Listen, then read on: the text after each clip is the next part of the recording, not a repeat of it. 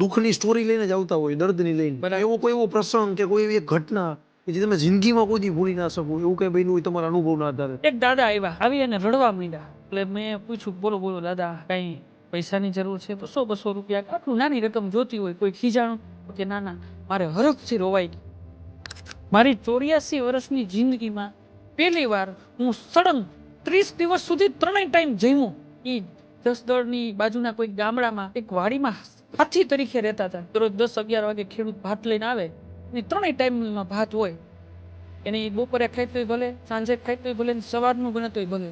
એટલે બિચારો ભૂખ ગમે એવી લાગી હોય તો અડધું બપોરે ખાય, અડધું સાંજે ખાય.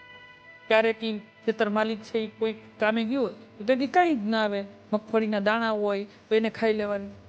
એ કે આટલું શરીર દુખતું હતું, એ અહીંયા આવ્યો ને તો મટી ગયું. હવે ખબર પડી કે ભૂખનું દુખતું. અને કેવો કમનસીબ સમય કહેવાય કે 3 ટાઈમ ભોજન એને 84 વર્ષની જિંદગીમાં 30 દિવસ પહેલી ખાધું જ ને.